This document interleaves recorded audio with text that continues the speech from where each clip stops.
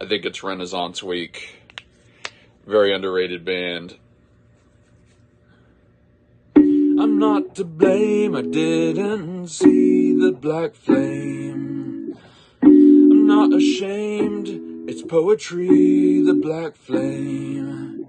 I'm rearranged, it's changing me, the black flame burns my blackened brain. I got a feeling this morning roundup's gonna be a good morning roundup. Maybe most happily, the crescent wrench, it's coming along. It's coming along like a heart attack. And of course, drink cup and T-Rex skull are gonna be done in mere hours. I figured out that I can arrange the tentacles for Octos on here, so that's definitely gonna be one of its jobs. And we got the blue Octo head for that. Very nice Celtic skull, and we've got the Moai, and we do have another Einstein. We are cranking out the sharks. We're actually getting ready to, of course, stock up for Christmas. Yes, that's right. We haven't forgotten this.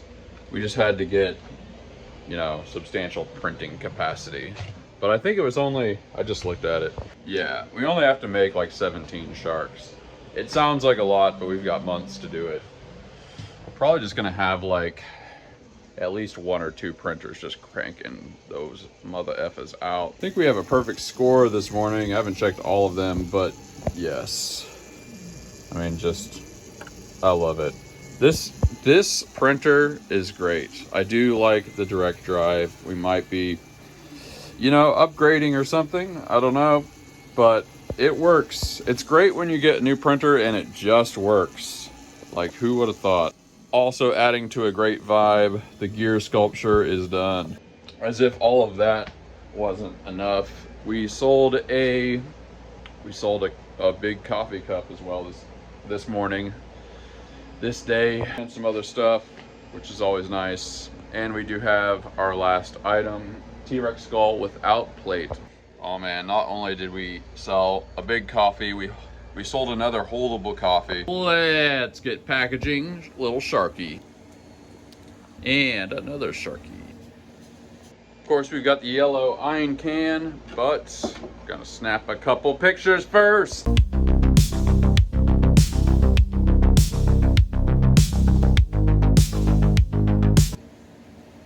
And it's a day of firsts. The first bearded dragon headphone stand has sold.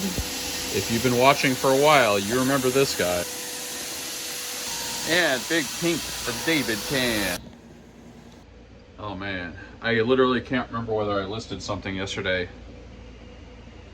Nothing's coming to mind. I guess we only got 2 last week. Oh yeah, I just thought about it really hard. Yes, we were going to list the blue drink cup, and I forgot to do it. But whatever, we got 2 check marks. I knew I forgot something. 1, 2. Let's package the blue Octo. These tentacles were made with the Ender and came out quite nice. And that D12, just gorgeous.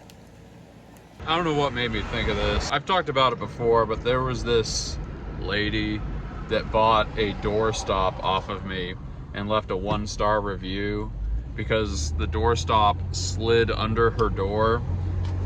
Now, you know, you may be thinking, wait, a doorstop didn't stop her door? Was the bottom of her door really far off the ground? The answer is yes. She put this in the review photo.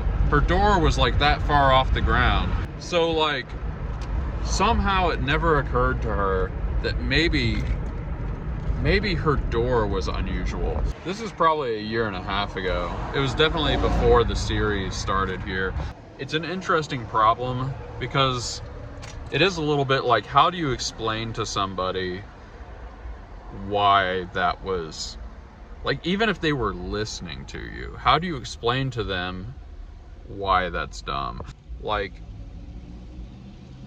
it's actually harder than you would think because there's no rule you can appeal to where it says that, like, if your door's really high off the ground and you buy a doorstop, it's your fault. Like, it's one of those things that's just so obvious. I don't even know how to explain it. Like, yes, if you buy a doorstop and it goes under the door because your door is that high off the ground, the problem lies with you. Like, how do you even really make the logical case for that? Because how do you know it's not every doorstop in the world's problem instead of your problem? But also, a person that sees their door that high off the ground and then gets a normal doorstop, I don't know. It's just one of those things. Like, this is the kind of thing. I actually got her to change her review. I had to do a bunch of stuff. And then she said something like, oh, my boyfriend actually said it might have something to do with the door. But I don't know. It's one of those that's just stuck in my head, because especially after talking to her, she was hasty, let's say, and that wasn't good, but she was kind of apologetic. She never admitted it was her problem, but she did change it after I refunded her and stuff. It was like a $13 item or something. I don't know. I don't know why I'm thinking about this right now. I'm just being real with you. Sometimes I'm just out driving and that comes to mind, and then it's like my brain saying, those people are out there. Yeah, I think I actually kind of know why. It's because why I'm thinking about that, because people have been real cool lately. There's that like lizard part of my brain that's like, don't get too comfortable. You know, it occurs to me, something I was wondering a lot in the early days of the business is, like, you have people threatening to leave bad reviews that are trying to get free stuff or trying to extort you in some way. I remember wondering if that was going to stop once I got a bunch of reviews. You know, I think we've got 4,000 or 5,000 reviews or something like that. Maybe it's like 6,000. I haven't looked in forever. But to answer the question, yes. People really don't try to do that to me, because I basically just can't be harmed by a single review, really, at all. I mean, it's not completely true. If you get a bad review on a new product, especially if it was like starting to do good, that can have an effect. There's no doubt about it. But the average problem customer, let's use a polite term, the average problem customer doesn't have enough empathy to understand that that's a thing. All they really see is that you have thousands of reviews and that they just can't threaten you. You know, the guy that used to work for me, he had a theory, and he kind of knew a lot about human psychology and politics and a bunch of things. He had a theory that there was a network of people somewhere online, or networks of people online, where they just find small sellers and see who they can extort, and then they like get other people to buy from them and extort them too, just to get like free stuff. I never really saw any evidence of that. I will say though, some of the stuff these people used to say makes me think there might be some truth to it, which is kind of why he got that theory. When you're a small seller and somebody's just exceptionally pushy, very threatening, or bad faith, there's a reason why you don't give in to those people if you can. Now here's a business idea. For headphone stands, maybe I'm gonna start designing celebrities whose 50th anniversary of their death is coming up soon. With a lot of my products, it seems like it takes 6 months to a year before we really know whether they're doing well, which kind of implies that people are saving them to their lists, or they're just showing up in the algorithm and stuff. So like, if you looked at a list or something, and why is everything so noisy today? Maybe looking or making a list of celebrities that the 50th anniversary of their death is coming up soon. Maybe those would be some good headphone stands to make. I don't know what the maximum nostalgia would be when it comes to anniversaries of deaths. Maybe it's like 30th anniversary, but 50th just seems like a big one. I think it was last year was the 50th anniversary of the death of Jim. Man, it's so noisy. The death of Jim Croce. His son, AJ Croce, is a musician who's had a long career, and for the first time ever, he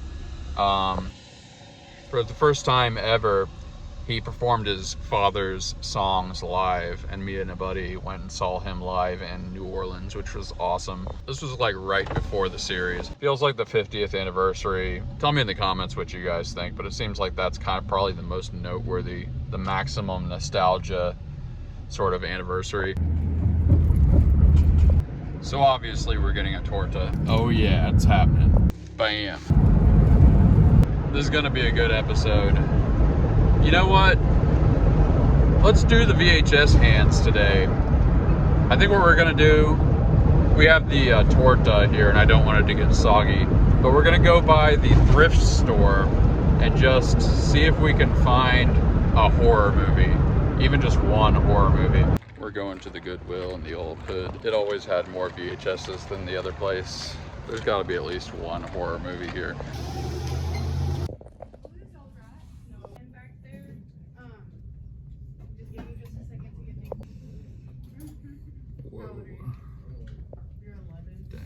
Amazingly, we did not find an actual horror movie, but Young Indiana Jones, that was a whole series, nobody remembers. I could not resist buying A Bronx Tale, one of the best opening scenes ever. Something that would look cool in the hands that is not a horror movie, strictly speaking. I mean, you could say that Steven Seagal is a horror show. And the best candidate so far, this is actually not a horror movie, but it really, really looks like one. This is Jack Van Impe. Man, everybody's so noisy today. Also, why did they put 59? They didn't charge me the right amount. I don't care. Anyway, this is some new age craziness, but it looks like an old 70s horror movie or horror sci-fi thing or something, and nobody's gonna know what this is, so it's kind of perfect. There's also a small Goodwill, kind of by Dunkin' Donuts. I think we'll just stop in there when we're getting some coffee today, which gives us an excuse to get coffee. Not gonna lie, that looks pretty metal. If that were an album and you pop that thing in, it's like New Age, Spirits of the Underworld.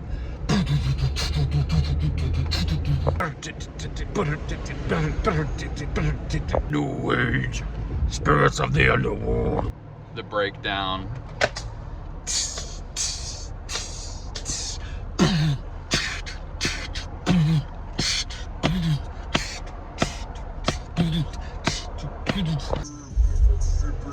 How was that music? What are we doing? Is there some kind of drug that makes everything seem like it's way faster and then you want to listen to slow voice music? Is that what meth heads listen to? All the meth heads I knew growing up listened to like Fish and Grateful Dead. Man, music is trash. See, people when I was growing up were talking about like how old music was better. It's been going on forever, but it's like actually really true now. That's music that doesn't have instruments. It barely has a beat.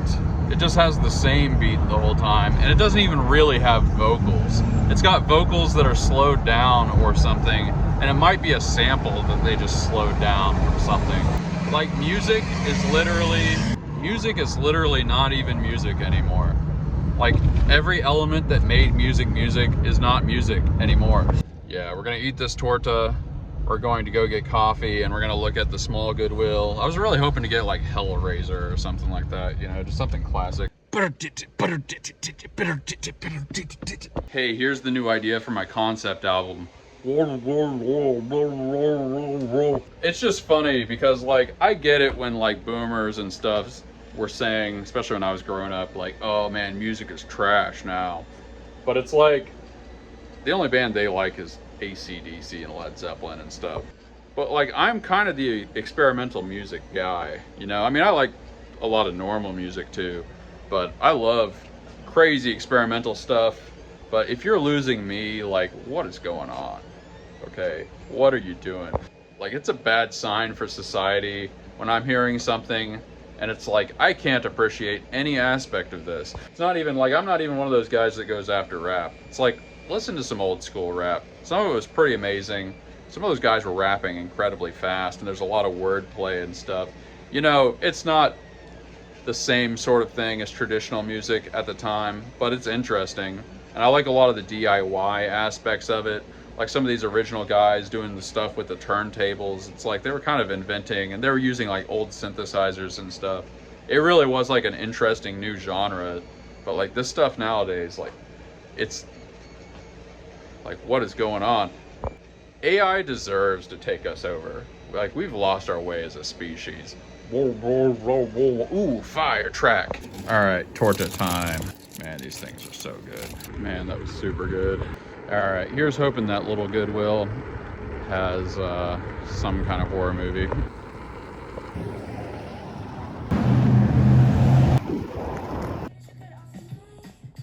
Not 28 days later. 28 days and 28 days later, not the same movie. There was an old movie there called The Bridge, and underneath it, it had a German subtitle that said Die Brücke.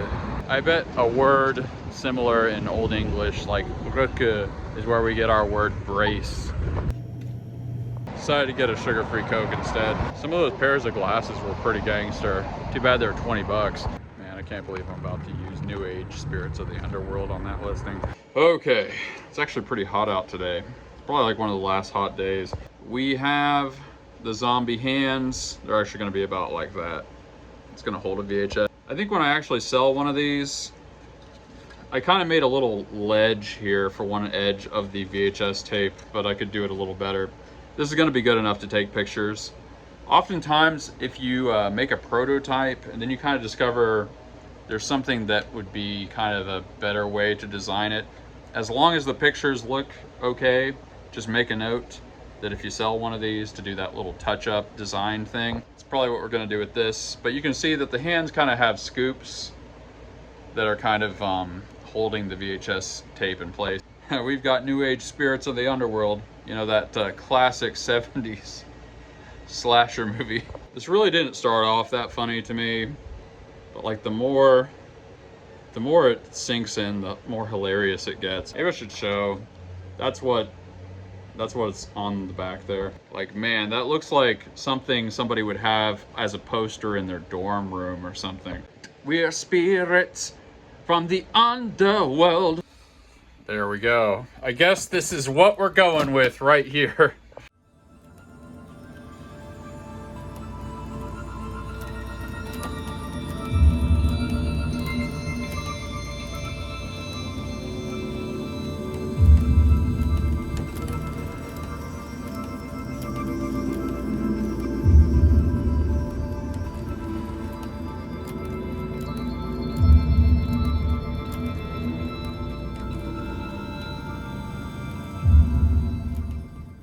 Okay, so this is pretty cool. The big blue drink cup that we sent, it went to a soda place. And they sent me photos. Take a look at that. State Line sodas. And here's another one. That's what you love to see right there. We did some real good SEO. Man, a lot of those like old school horror movie titles have great numbers on them. And we were not using one in the main image. Spirits from the underworld. Monday, Monday.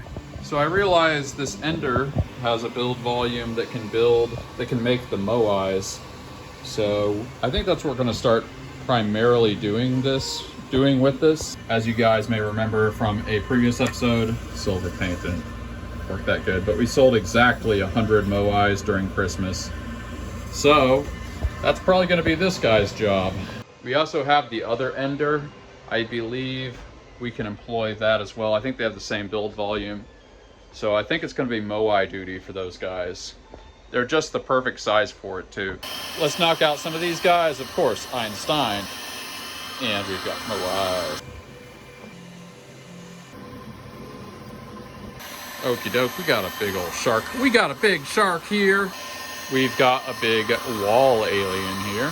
And of course the alien hands. Let's package the copper guitar octo. And we've got a gold guitar octo. And a D20 bank. Oh, good little day. Big day of sales. You love to see it. Join that Discord link below. Join the Discord if you want to see the absurd soda pictures. Wolfman, crab arms. You got me craving walking tacos now. Oh yeah, they call them that too. We always called them taco in a bag. That thing. Hackzir, grateful for your gratefulness. Well, I'm grateful that you're grateful for my gratefulness. Good idea for discounts. Thank you. Go grateful for the next opportunity to be great for somebody. This is XXR Designs 23. I'm starting the whole double G, Good Grateful, today, and we all know why this community is the best. That is a very pro-community sentiment, and I appreciate it. All right, somebody actually asked, Sega Genesis Shoebox Tour, grateful for retro gaming. Cheers, M3. That's the reasonable gentleman. Screw it, why not? As a Midwesterner, there's a kind of sacred nostalgia we feel for certain things. And I almost wish I hadn't said anything. It's in a really inconvenient place. I put the things that I virtually never am going to need up on this shelf in the top corner. I bought these from the dollar store for summer. I never put them up. We will save them for next year. There are some kind of sacred objects in here. This is a set list. This was on the stage when I was on tour. Yes, on the ground where you look down and you remember which song you need to play next. You can see that I made little notes. The idea is, like, sometimes you'd think of something you want to say in between songs. I don't really have to read this stuff. Little ideas for intros and stuff. I'm gonna be honest, I can't remember this song at all. As in, I can't even remember anything about it whatsoever. All right, so in the outer court here, of course, that is a vintage Game Gear. I always felt like I was kind of cool because I had a blue one, not the common color. And that would be Sonic Labyrinth. We do have some NES games here. Pretty recognizable here. That's a cool one. We got, you know, I feel like this is somebody else's NES games. I do not remember having Mario 3, surprisingly. I don't know. You forget things with age. We got some game manuals here. This is Balls. If you know, you know. This is the booklet for the Pearl Jam album Binaural. I feel like basically nobody has this because it didn't fit in CD booklet cases and stuff. And so almost makes me wonder just how many people actually kept this. But yeah, little vintage Pearl Jam. Yep. If you're roughly in my age category, you remember this. I'm keeping this around largely because there are pictures on here that would be really fun to look at. I would really have to figure out how to get them off, but I'm sure there's a way. Of course, Sonic Triple Trouble, probably the best Sonic game from Game Gear. Yeah, I think I got Sonic Chaos in here or whatever it's called. Of course, we got controllers under here. And, man, what is this? I don't think I've ever actually played this. I think I got this at a vintage place and it looked awesome. But yeah, inside the Jordans box. What could be more 90s? You got it. A Genesis. This is the Genesis I had as a 12-year-old kid or whatever, or my mom taking me to court thing, but whatever. Oh yeah. This, my electric was custom built by the great late Ed Roman. This is the certified mail receipt from that. Probably the most valuable thing and almost awesome thing I've ever received in the mail. Yeah, of course, balls. Let's see what other games we got. That's the Sonic Spinball, Chaotix for the 32X. I have a 32X somewhere. Yep, obviously Samurai Showdown. Probably the best fighting game other than Street Fighter. Then Wacky Worlds. Nobody remembers this. Y'all already know. First Sonic. Buck Rogers. One of the rarer Genesis games ever. Let's see what else. Obviously, kind of the ultimate Sonic thing here. Some golf game I literally never played. Sonic 2. This is from a garage sale. That's why there's tape on it. Super Street Fighter 2, which is the one you really want. Lightning Force, also known as Thunder Force in Japan, I later found out. The Tick, okay game. Sonic 3D Blast, nowhere near as good as the other ones. Yes. I don't know if I ever actually played that. That's not in the box for some reason. Sonic 1 manual, Triple Trouble manual, Sonic and Knuckles manual, 3D Blast, and I even have a couple of the boxes still. I have no idea why I would keep this, but whatever. Yup, that's the real stuff. You gotta bear in mind, I've moved 50 times. Now, a lot of that, some of that was before I was 12. or 10 or whatever. But that box has survived many relocations. The only reason it's still around is just because I have put my hedge of protection around it. The other is this box. In there I have my binder from my last day of high school, exactly as it was on the last day. There's even a floppy disk in there. Dr. Fiasco. Years ago at previous job, I transitioned our internet away from AT&T. It took us 18 months and a threatened lawsuit by our legal counsel to get the account closed. When we were finished, AT&T owed us over $8,000. Of course, they refused to pay us. I never heard how that finished up with the lawyers. Oh man, I really didn't want to hear that. I'm not with AT&T, but dang. I know it's picking. I am grateful for the Penrose Triangle and all it represents. I don't know what that is. Oh yes, that. Alright. Oh man, it was a hot one today. I'm sweaty. It's gonna be good soak today. What am I grateful for? We sold a full-size coffee cup. That was really nice. The person actually ordered a small coffee cup too, but then asked to cancel that order, which sucked. I never understand these people that buy like expensive things and then they're like, ooh, cancel my order. It's like, how do you not think beforehand? Can I afford to spend this? It's like there are people that just, they impulse buy and then they realize, oh, I gotta pay rent. But even with that, it was a pretty good day of sales. That's great. We had a perfect morning roundup today, early this morning. Everything turned out good and everything's printing good now. And that is just, it's like the feeling parents have when all their kids just go to sleep and everyone's at peace. All my robot children are purring happily. But yeah, pretty solid day. Can't complain. Let me know in the comments what you are grateful for. What small morsels of gratitude are you cooking up in the frying pan of love? Spread the goodness below. I like to read the comments. You'll probably get a heart. You'll probably get an upvote. This is the Gratitude Gang. Shuffle this way. It's impossible to do this motion and not look like somebody important from like a New York movie from the 80s. Thank you for watching. Each and every one of you are kings and scholars and queens occasionally. We will see you on the next episode. Peace.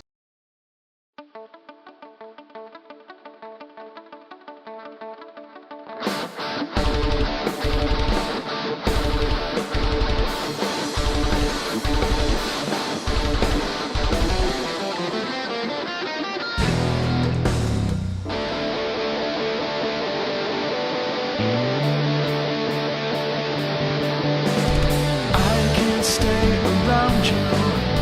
I can't say what I need. This blinding adolescence I'm seeing to believe.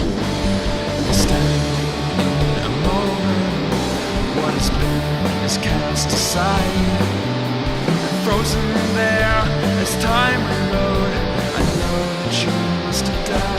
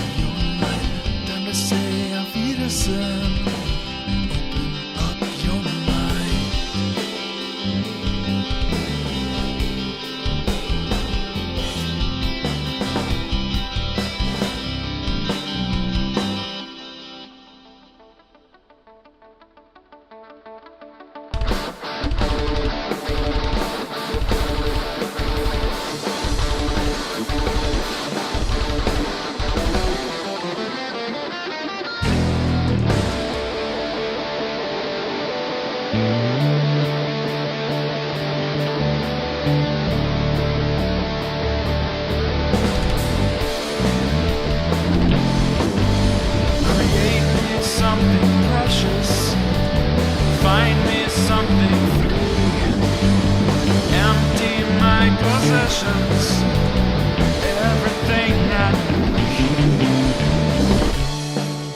emotions, and we're all going to die.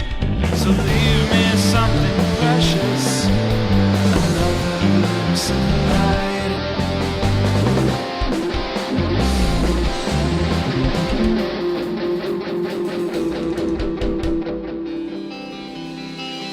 lions surround you. Open up your light, time to say Auf Wiedersehen.